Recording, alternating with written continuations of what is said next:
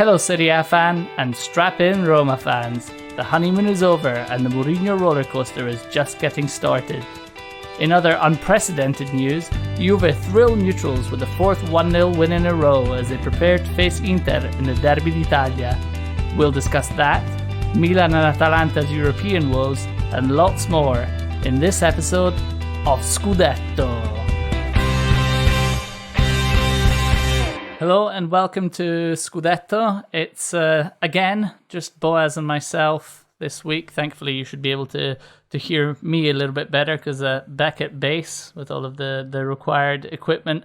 Oscar is still unfortunately training with the youth team at the moment as he tries to force through a move, rumored move to England. But yes, thankfully it's Boaz Sachs who is still with me this week. Boaz in Tel Aviv, how are you doing? I'm doing pretty well, Kenny. How are you doing? Yeah, not bad at all. Bit sad to come back to Scotland to winter from the sort of 28 degrees and sunshine that I had last week in Lisbon. But other than that, all good. Have you got yourself a beer this week, Boaz? Yeah, I have a Malka Pale Ale, which is one of the big indie breweries here, and it's a good beer, so I'm looking forward to it. And I also have a small anecdote that I have to tell in this pod.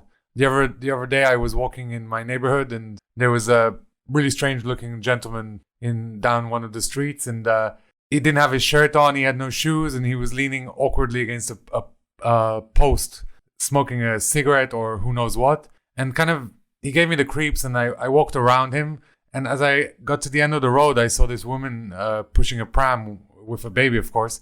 And I don't know what got into me, but I looked at her and I said, listen, he didn't say anything to me, he didn't do anything to me, but that guy over there gives me the creeps. I'd walk around him if I were you.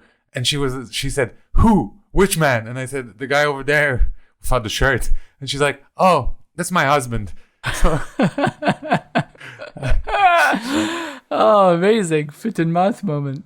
But to be fair, the woman didn't seem at all surprised by the suggestion that her husband looked like the husband gave the creeps. So maybe she's used to it. Tremendous stuff. Excellent. Nice one. Well, yes, just for my part, I have no fun stories really to tell, but I do have I've just got, as Oscar referred to it once, the reliable centre-back today, Brewdog Dead Pony Club. Session IPA, which I'm sure a lot of the listeners will be familiar with. So cracking that open, and yeah. I think those are they've finally arrived here now. So perhaps I'll be cracking one of those soon as well. Yeah, I recommend it. It's good for a light session. Anyway, let's get cracking with the football. There's so much to speak about. We're back into full swing, obviously, with the games last weekend and European action this midweek, and we've already, as we record, had 2 games in Serie A this weekend. We've got the midweek round fixtures next week. I personally want to start by speaking about Roma losing 6-1 to Norway's Bodø Glimt, and in particular I want to get your takes on Mourinho's reaction to this, Boaz. First of all, I mean, did you actually watch the game? I have to hold my hands up and say I only managed to catch the highlights, but it looked pretty dreadful. How about yourself? I also saw the highlights, although in Roma's case you could call them lowlights. Yes, indeed. And Mourinho's meltdown, what's your take on that? Perhaps you should describe it a little bit as well for those few people in the world who haven't seen it yet. So first of all, it strikes me that this is a match that we probably wouldn't cover normally. It's a fairly unknown opposition. Some may argue they were an extra in the Lord of the Rings trilogy. And I mean, the reason I'm familiar with the club, or a lot of Milanisti are familiar with the club, is because Milan signed Haug from them 1.5 seasons ago. So, and they played some great football against Milan back then, but this result is a shock, and it comes in a week where Mourinho met McGregor, and they took some pictures together with a Roma shirt, which, with hindsight, after McGregor went out and beat up some local Italian B-level celebs, it wasn't the best photo op for Mourinho. And of course, Roma also lost the match against Juventus. We probably will get onto that, but you did expect some sort of a reaction from this European match, and instead, first of all, Mourinho's team selection was questionable to say the least. But then for him to go and blame this team selection for this catastrophic loss is a little bit laughable. His actual reaction, Kenny, I mean, I'm happy for you to quote, paraphrase him in this one. Yeah, well, I mean, he just basically said, I think he implied that Roma needed to spend some money, and this is, as someone pointed out on Twitter, after they've spent close to 100 million euros or something this summer. He said the difference is they have the better players. Their first 11 has better players than our second 11. And basically just ended up, I think as you alluded to there, just throwing the entire team under the bus and saying, I realize that I can't depend on any of these guys. And the reporter asked him also, the next game, are you going to play your first 11? And he said, I don't really have a choice. It just, to me, it did stink of him completely throwing them under the bus, and really, really unfair, I think, because these are players who have not had a huge amount of first team action for a while, and let alone that, but they're, all playing together with 10 other players who are, in the same situation. They too haven't had any first team action. So, I mean, to me, you can't just chuck a team together at the last minute who you haven't really given any time to, and then kind of hold it up as justification for why you didn't play them in the first place. But leaving aside the pitiful performance on the pitch, Roma are actively trying to sell some of these players, and Mourinho destroying their reputations and kind of crushing their egos doesn't really help on that matter. And some of those guys like Kumbula and Diawara were in the past considered at least very functional squad players, if not potential stars for the future. So it's very strange for Mourinho to be in the role for a month and a half, maybe two, and already deciding that these guys are no good at all. I think regardless of who was out there, the manager needs to take the blame. And it also has to be said that the 5 subs that Mourinho did make, he brought on what he called his first 11, which is also slightly insulting to the players on the pitch. But and Roma conceded 4 goals in that period. So to solely blame the players who were on the pitch is a bit facetious as well. To me, this shows that Mourinho is slightly out of his depth, and that yes, he can still play the mind games. He can still rile a team up, but when it comes to tactical play, a lot of the new teams are outrunning him, outthinking him. And lastly, in the past, in the glory days of Mourinho, he would have placed himself between the media and the players. He never would have allowed for the players to be scapegoated. And now, at a few of his clubs, he has become the guy doing the scapegoating. And this is the first time Mourinho's side has ever conceded 6 goals. And if they continue to play like this, it won't be the last. Yeah, absolutely. I mean, Oscar predicted that it wouldn't be too long before the kind of wheels came off the wagon, and this has the hallmarks of what's happened at a couple of his last clubs, really, hasn't it?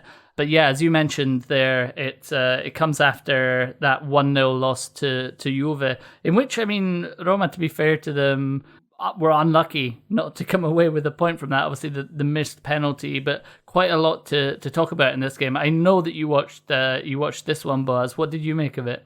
As you said, Roma actually played a very decent game and probably were unlucky not to come away with perhaps even the 3 points. This was a classic Allegri Juve performance, 1-0, very defensive, sitting very deep from right in the first half, and actually not doing much to go forward, but defending the result like their lives depended on it. And there was a huge refereeing controversy in this game where Mkhitaryan was brought down, and before the ball kind of bounced up for Abraham to score, but the referee had already whistled the penalty. Now, the referee was overheard telling Brian Cristante after halftime that apparently he's not able to give advantage when a penalty is given, which is a rule he literally made up on the spot. But he also sounded kind of arrogant by telling Cristante, hey, it's not my fault that you guys missed that penalty. I mean, honestly, it is unclear why he chose to whistle so early in this instance, when in the past he wouldn't have done that. And in general, in these VAR times, we're kind of getting used to officials taking their time with decision. So a very odd one, and a decision that ultimately obviously favored Juventus. Of course. And riled the Roma fans up a lot. And Mourinho was again at it by saying that if he spoke, the things he would say would shock the world, or something along those ways, and something along those lines. So I mean, it was a huge mistake, though, wasn't it? I mean, it's not like it was. There was much time between the foul happening and the ball going in. I mean, we're talking about like what, a second, 2 seconds. Like he didn't even. It's not like he needed to let the game play on for ages. It was. Some people are arguing that Mkhitaryan touched it with his hand as he was falling from the foul, but again, like that I think that's the kind of thing that could have been decided by VAR rather than the ref live. And furthermore, it was an unintentional handball, so I'm not sure how much that would have counted. It has to be said on the kind of playing devil's advocate that perhaps the Juventus defenders wouldn't have been so stood on their spots had they not heard the whistle before, and maybe they would have done a little bit more to stop Abraham from scoring. But again, this is something we would have known if the ref hadn't whistled so early. And he has priors with Juventus, unfortunately, so it wasn't ideal. Yeah, not ideal either for Roma. That next up they've got an easy game against Napoli to come this weekend. So yeah, they've not been up to much this season. Yeah, exactly, and we will have to really kind of give Napoli the time that they deserve in the coming weeks. I'm sure there'll be plenty of time. But we're going to speak about this week's big game. Obviously, we've just spoken about the game between Roma and Juve, but for Juve this weekend it's Inter. So it's the Derby d'Italia coming up, and that's on Sunday, and it's going to be at a sold-out San Siro. So, well, we say sold out, it's still 75% capacity, but 56,000 tickets. That's going to be the highest crowd in Serie A since lockdown. But I guess a good place to start this discussion is the Juve come into this off the back of winning 6 in a row, the last 4 of which have been 1-0. And I noticed on Twitter someone had picked up on Juve's social media team celebrating the last 4 1-0 victories. It does seem like we're kind of getting back to seeing Allegri Juve, doesn't it, Buzz? It's a classic Allegri, and it goes back to one of his famous statements where he was talking about racehorses and how the way to win a race was to have a slightly longer nose than your opponent. And this is just another example of Juve ticking off these 1-0 victories in games where perhaps they weren't the best team, or at the very least they didn't show the best football. As we mentioned earlier in the Roma game, they were very defensive. But when you have a European champion defensive line, you can probably afford to be a little bit more defensive.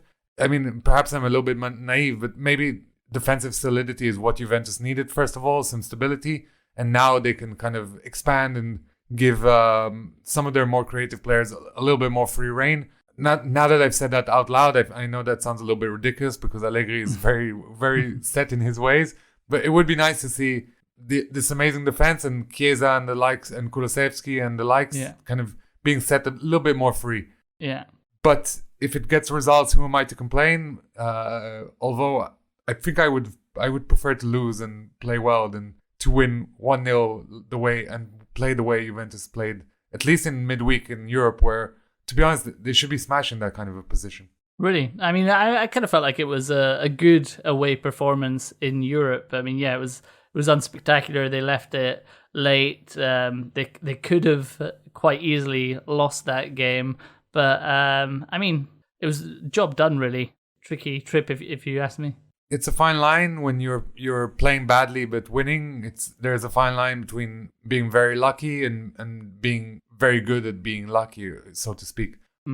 As I said, I think these wins will definitely help Juventus mentally, and it kind of enhances their siege mentality. But for me, it's more of the same. I don't think this kind of football will win a European Cup, and ultimately, is that not Juventus's goal? Yeah, absolutely. I mean, a performance like that is it might get you an away win in St. Petersburg, but it's not gonna get you anything out of a trip to Munich, for example. Exactly. But yeah, we should just say that you spoke about sort of attacking flair, hopefully, being on the horizon for Juve. Dybala is actually on that front. Dybala is going to be back this weekend, but likely to be on the bench, and Rabiot as well, obviously back from after being out with coronavirus. So Juve beginning to approach full strength, if not at full strength, for the week or two ahead. Looking at Inter, they've had a bit more of a mixed week. Obviously, the Lazio game, we previewed it last week. Let's start with that. I mean, again, so much to talk about, so much drama. On paper, anyone who hadn't seen the game would say 3-1, well beaten by Lazio. Wasn't really that way, though, was it, Buzz? No, I think this was a typical Simone Inzaghi performance, as some Laziali would tell us. But more essentially... Inter dominated for a good 60 minutes of this game and might have even got a second, but then they conceded a silly penalty, or I'd say an unlucky penalty, but they were dominating, probably shouldn't have given that one away. And then there was the big incident that you were alluding to earlier, where Di Marco fell over and Inter played on and had a shot that Pepe Reina stopped, and then Lazio went down the other side and scored, and Inter was somehow incensed by this decision, but they played on for a start. Absolutely. But also, as Maurizio Sarri wisely alluded to, these kind of discussions are only ever had in the Italian league. For a start, some of Inter's players should have definitely been sent off for manhandling and pushing poor old Felipe Anderson around. But Dumfries, I think, in particular. Yeah, so that being said, Inter completely lost their heads at that point and conceded yet another goal from a set piece that was pretty poorly defended. And I think this is definitely at least 1 point dropped, if not 3, from Inter along the way. But I think that's it should be par for course. They have a new manager in the role. It's up and down, but what is quite worrying for me is that what we considered the best defense in Italy, or at least individually the best defense in Italy, have now conceded a lot of goals, and they haven't seemed to got it together. Whereas last year, obviously, Conte built his title-winning side on defensive and solidity and a really strong midfield. So slight worries for Inter ahead of the Derby d'Italia, and I wouldn't be surprised if Juve were to win that 1-0 again. Yeah. I was going to ask you for a prediction at the end, because I know that this is an Inter-Juve preview, but I think we do need to speak about Luis Felipe and the incident at the end of the Inter-Lazio game. It's been quite a few days now, so there's been a lot said on it, but I don't think we can let the episode go by really without speaking about it. I mean, it was just glorious, wasn't it, Boaz? It just... I loved it. I thought it was incredible shithousery, and it had everything you needed, because first of all, there was him goading his one of his best mates, allegedly, saying he jumped on, for those who haven't seen it, he jumped on Correa's back at the end of the 3-1 game, and Correa elbowed him and kind of punched him away, and then the referee correctly sent him off, and at this point he burst out into tears. Like, what was he what was he expecting? That's the thing for me, and obviously the groveling apology afterwards. But the bursting out into tears. I mean, I don't want to be. And we're not the sort of podcast really that are like, it's a man's game, don't show your emotions, that sort of thing. But this is just about being an adult about things, really. I mean, he was behaving completely like a 5-year-old in the playground. First of all, jumping on Correa's back, thinking that that's an acceptable thing to do, and that's, that Correa's going to just accept that and have a little joke with him. How would the Inter fans react to that? And second of all, bursting into tears when his mate gets angry with him. I mean, it's just golden, really. But anyway, Inter, followed that up with a good win at San Siro against Sheriff Tiraspol. So a bit of an up and down week for them. I mean, was this a good win? When the draw was made, you would have said that Sheriff Tiraspol would be the whipping boys of the group, but that hasn't proved to be the case. They sat at the top of the group with 6 points, but nevertheless crucial for Inter to get the 3 points from this game because it kind of keeps them in touch with Real Madrid as well. Did you actually get to watch this game? I know you were watching the Milan game in midweek. Did you have a chance to watch the Inter game as well? I saw the highlights for this one, and I felt that Inter were probably deserving of their 3 points, although Sheriff did make them sweat it a little bit. I think maybe Sheriff were Inter were fortunate that Sheriff had these previous 2 games where they played out of their skin and they really outshone all their XG stats, all expected everything was over. Like, I think at Bernabeu they had a 0.2 XG and scored 2 goals. So very odd, and ultimately Inter were at least prepared for this, and they got the job done, which is the most important thing. And I think qualification should now be quite a certainty with Shakhtar Donetsk losing the other game. Yeah. Right. So we spoke very briefly about Milan there. I'm going to be slightly merciful with you this week, Boaz, because trying to keep it to a reasonable time, the episode. But Milan obviously losing 1-0 to Porto. It's been, and we spoke about Inter's mixed week. It's been a mixed season for Milan. I mean, in Serie A they're flying, 7 wins and a draw in the Champions League. It's looking very, very, very worrying. I think you said in an earlier episode that Milan should consider doing an Inter and crashing out of the Champions League and focusing on Serie A. Do you stand by that, or are you disappointed more than anything? I think when I was saying that, I was being a little bit jokey, and I didn't expect it to come to this. But now the way the group is set up and the way the league is set up, perhaps it would be best not to go off on some European adventure in the Europa League. I think the top 2 spots are probably out of reach at this stage already. I think also I've overheard our good friend Milan Obsession say that Milan's finances would be able to, they would survive even if Milan were not to make the Europa League in this case. So, I mean, there is nothing wrong with focusing on the league, particularly as Milan have this crazy injury crisis that every week just there's more and more injuries, and it's not clear when we will have a full squad. So to paraphrase myself from a few weeks ago, although I was speaking about another team, but Milan are really a lion in the league and a kitten in the Champions League. Although if you look at performances alone, Milan probably deserved more from the games against Liverpool and especially against Atletico at home.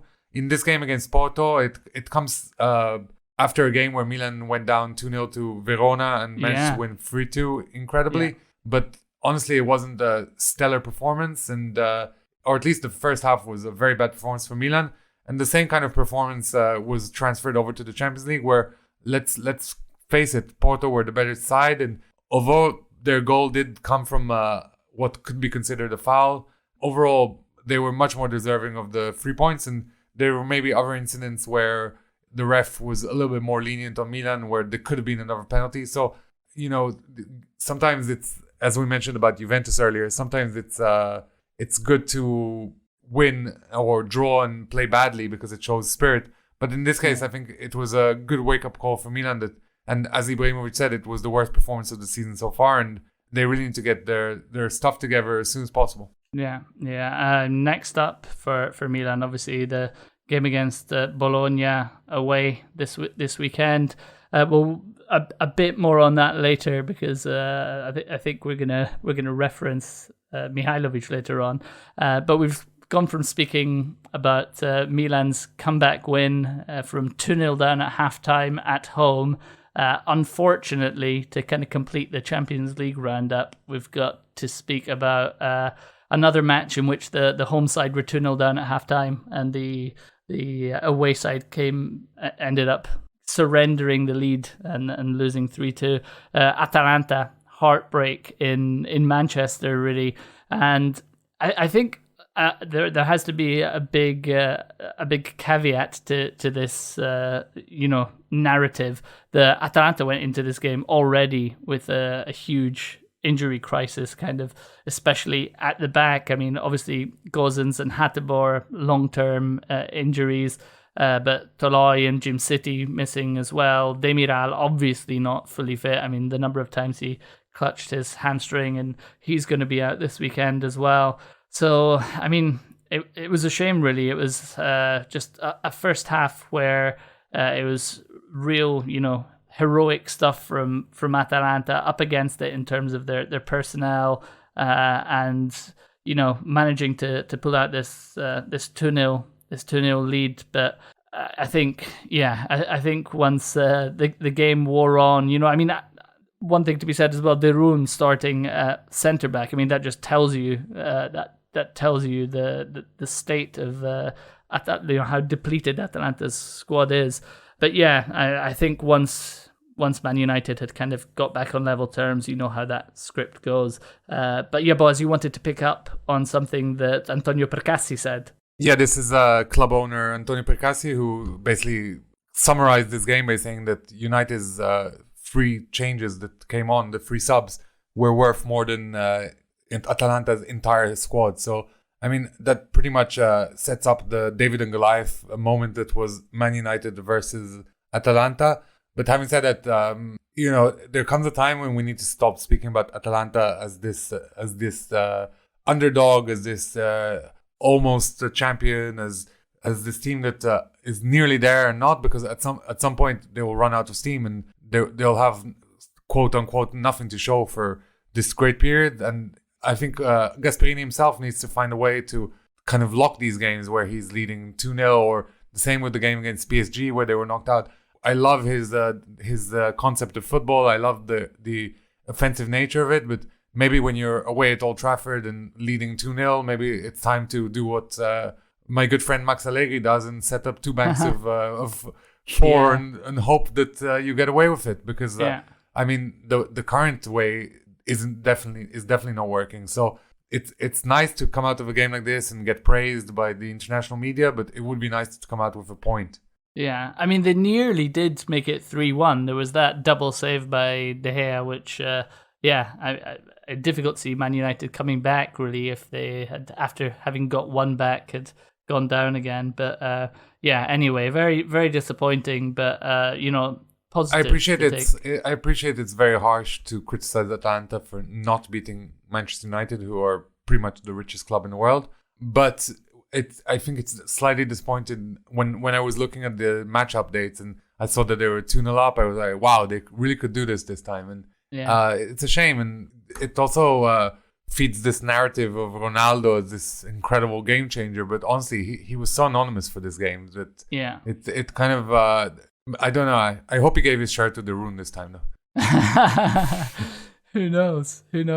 Anyway, next up for Atalanta, it's Udinese at home, and that's not going to be an easy task, especially with so many players out. Udinese actually have quietly put together a decent start to the campaign, sitting, thereabouts in mid-table.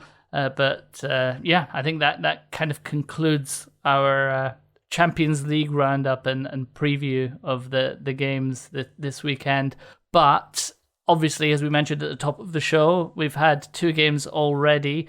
Sampdoria beating Spezia 2-1, and man of the match performance from Candreva, who was heavily involved in both goals. Awarded the first one by, I think, the Italian media at first, but definitely no doubt about the second one. I think in the end, heavily involved rather than scoring both goals is probably fair.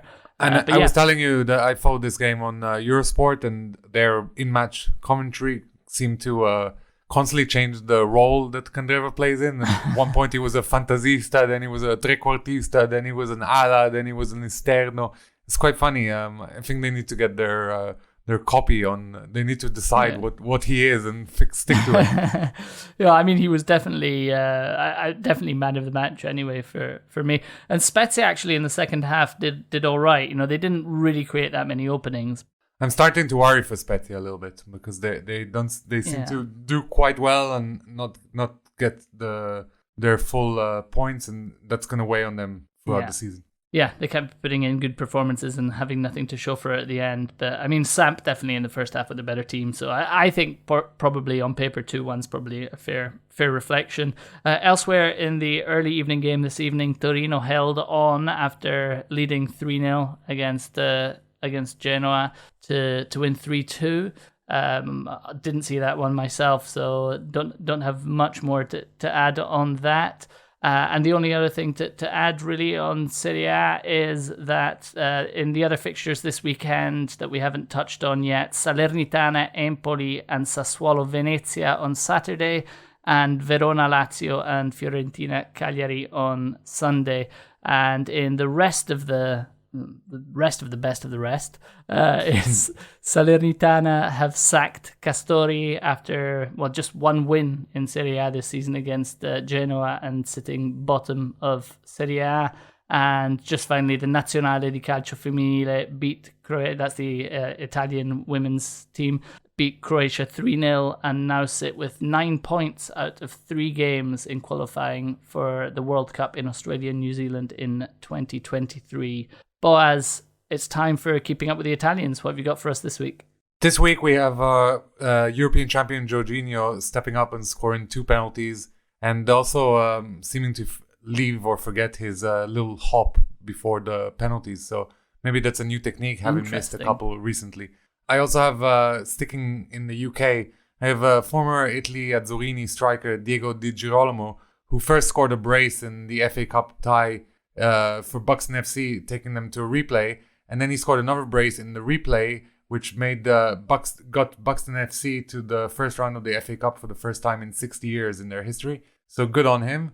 Sticking yet again in England, we have Angelo Ogbonna, who scored the only goal in West Ham's victory over Everton, and of course West Ham are flying high. And Ogbonna, some people say he has a shout for the Azzurri squad, although I'm not sure where he would fit right now, but at some point, you'd imagine that Chiellini and Bonucci might not be there. I don't know. And in the Italian manager derby, Carlo Ancelotti spanked De Zerbi 5-0 with Real Madrid. No doubt that we expected a little bit more from De Zerbi. I'm not saying he should have beaten Real Madrid, but this Champions League group has been pretty tragic, although he says that he has a very young squad and therefore the league is their main target right now. And lastly, former Serie A stalwart and I believe played for Inter and Napoli amongst other clubs, Francesco Moreiro has become the manager of the Maldives, which seems like the best job in the world for me. Yeah, sweet gig. Nothing from Turkey for us then this week, Buzz. I guess I could say that our friend Okaka scored a brace again in Turkey, but that's becoming such a regular occurrence that that I'm not sure I should mention. But yeah, there's a lot of. I think we need to jump further into Turkey, because in my research I've noticed that there's a lot of Italians in their second division as well. So managers, players. It's almost a third or fourth Italian league. Yeah. Interesting. More research to be done there. Right, we're going to move on to the honourables and dishonourables section now then, Boaz, unless you had any more to add on. Are we doing good week, bad week? Oh, yeah, of course. Sorry. I don't think we've actually normally just letting listeners in on a little bit of how the magic works. We normally discuss this before the episode. We haven't done that this time, so this is just going to be our... It's Oscar that drives this. That's what we're missing him. Yeah. Maybe promote him from the youth team next week. Who knows if he'll be back in time. Let me pitch, since this has been a very Juventus-heavy episode, let me pitch Juventus for a good week, having won 2 games, 1-0, which is par for course for them. I think that's they're the only team that got... And actually, I scrapped that and I give Napoli my good week, because they had a very convincing win in Europe. And of course, they're flying high in Serie A, having won every single game. So that's my nomination for good week. I don't know what you think, Kenny. Okay, fair enough. I was personally going to suggest Venezia, actually, myself, picking up their first home win. But apparently lots of injury worries going into the weekend. So maybe through no fault of their own, that kind of rules them out of the good week running. What about bad week then, Boaz? I'm tempted to say Milan, because although they won with an incredible comeback against Verona, it's the second year in a row where they go 2-0 down to Verona. And as I said earlier, the performance in both the midweek and the weekend game were not great. There seemed to be some things that weren't ticking. I'm happy to hear other suggestions, though. Of course, I wouldn't mind if Milan didn't get it. Could I throw Roma into the ring in the same way that Mourinho threw Roma under the bus? I forgot about us. We only spoke about it a few minutes ago, but I can't believe that this result happened, and I guess I deleted it out of my mind. But it has to be Roma, actually. It does have to be Roma, doesn't it? Come on. Yeah. Usually, as Kenny said, usually we have this little discussion a little bit before, and then it's much easier to make it seem seamless for you guys. But yeah. Yeah. Yeah. Right. Okay. So now we're moving on to honourables and dishonourables. And Boaz, you're going to start off with Castillejo. Yeah, Castillejo is a much maligned Milan midfielder, and I myself have been guilty of throwing the odd digs at him here and there. And I let's be honest, he's not the greatest player that's ever lived, but he does work his socks off. And he came on at halftime in the Verona game, and honestly, it felt like a bit of a Hail Mary, because what's this guy going to do? He's not even in the Champions League squad. But he was heavily involved in the own goal that ultimately won the game, and he also won the penalty that equalized the game. So kudos to him, and also it was kind of sweet to see him burst into tears at the end of the game. He'd been heavily abused by fans on social media during the summer, and apparently his family are off in Spain, so he's a little bit lonely. And Milan is still apparently going to sell him as soon as possible, but it was nice to see the Castillejo, the human, as opposed to Castillejo, the player. Yeah. Obviously, a hard time for him. So, yeah. He's very well dressed. He's very well dressed. There is that. Right. I'm going to give an honourable to Demiral for in the first half of the Man United Atalanta game, when Atalanta were 2-0 up. And it looked for all the world like Marcus Rashford was going to pull Man United back into it in the first half, clean through on goal. Demiral, as I mentioned, had been clinging his hamstring throughout the first half, racing back in a last-ditch tackle to prevent the goal. But then the honourable itself is actually for the way he celebrated it. And obviously Demiral has spent a bit of time at Juventus, and I'm just wondering if he learned that off of a certain Mr. Chiellini, because it was very, very, very reminiscent. So honourable for Demiral for that for me. Boaz, you've got an honourable for referee Giovanni Mollin and the authorities. Yes, it's honourable, not. This is a dishonourable, a huge dishonourable for this story that came out of Serie A just under a week ago, where apparently someone from the stands shouted a racist comment to one of the players from San Michele Salsa, who were playing away at Cisonese. And as a result of this, one of the teammates of one of the guys who was insulted shouted at the guy in the stands that he was ignorant, and was subsequently sent off for insulting a fan, at which point the captain of the team, Miki Sansoni, decided to take the whole team off the pitch. And so he was also subsequently sent off. And of course, I say of course with slight irony, San Michele Salsa ended up losing the game 3-0. And Cisonese and the fan will have no repercussions, whereas San Michele Salsa, who ultimately their player was racially abused, have to play the next game without their captain, and also have this terrible story to tell. Let's face it, he said he was ignorant. It's not like he didn't even. He could have gone much lower, considering how horrible the original comment was. But this is where Italy is, and the fact that I suppose the referee has to stand by some sort of rule, and you're not allowed to insult the public. But then for the actual authorities to back this up and give the 3-point win is just. It fortifies the racists, and it shows that once more that Italy is in some areas is really not up to standards. Yeah, sends all the wrong messages, and the fact that they forfeited the game as well just kind of adds salt into the wounds. And this is not actually in our sheet, but I guess this is a good chance to give a dishonourable for the Lazio fan who was visibly seen making monkey noises at Dumfries in the Lazio Inter game. And I mean, this is a game that's being broadcasted all over the world. It's one of the big Italian games, and to see. I mean, I obviously it was a mistake, let's call it, for the camera to pan directly at this guy, but I expect the authorities to find who this man is and to make sure that he's never in the pitch again.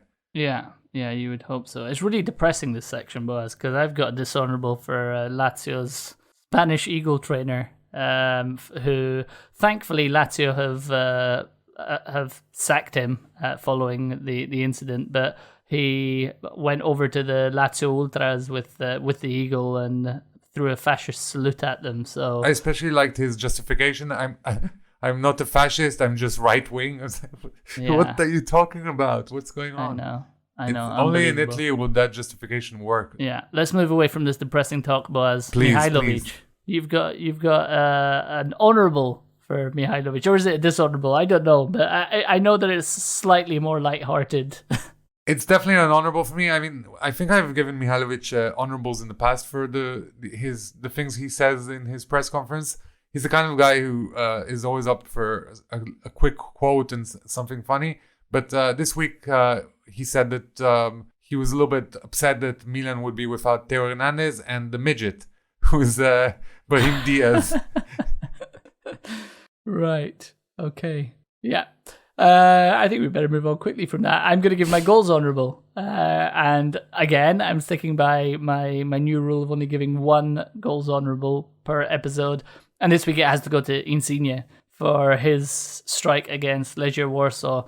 Napoli struggling to find a breakthrough, and Insigne did it in spectacular fashion with just like the most incredible half volley that you'll ever see. An absolute rocket, and the technique was unbelievable. So if you haven't seen that, go and check it out. Readily available on the internet. Boaz, finally, you have an honourable for the Italy stars in the Poste Italiane advert. So for people living in Italy, Mancini has been ever present, particularly since the Euro victory. He's the sponsor he represents quite a few products. And I guess he's seen quite a lot on TV and heard on radio, but he stars in the recent Poste Italiane, which is the Italian postal service. He stars in their latest advert, and essentially he's building his house. He's being like a manager with the architect in his house. He's asking for different formation. It's all quite funny, haha. And then someone knocks on his door, and it's Bonucci, Jorginho, and Locatelli, and they have a dessert for him, and Bonucci looks at Mancini opens the door and he smiles, and Bonucci looks at Jorginho and is like, "What have you brought?" And Jorginho is like, "Zuppa inglese," and they all laugh in exaggerated fashion. Zuppa inglese is a dessert in Italy that I don't know why it's called Zuppa inglese. We probably should have googled it before the episode. Kind of like a trifle type thing. That's what I'm guessing is. So it's English soup. It's English soup, exactly. It doesn't sound too appetizing, but it's actually very nice. And yeah, apparently this is the in joke in Italy right now, and they're forever lols at the expense of Euro finalists England. Yeah, I mean it is a bit cringe, but at the same time, it's very cringe. Yeah, I enjoy anything that celebrates Italy winning that tournament anyway, so I'm happy for that to be an honourable. Right, that is all we've got. That's all for this episode. So yeah, as ever, just want to say thank you to all the listeners, and remind those of you who don't already to please subscribe to us on Apple Podcasts, Spotify, or wherever you get your audio. We will speak to you again next week. Possibly with Oscar, possibly without. Until then, enjoy the football. Che sta decretando lo scudetto del Milan in questo preciso istante. La Juventus è campione d'Italia. Questa data, il 6 maggio. Anticipo, la Roma è campione d'Italia per la stagione 2000-2001.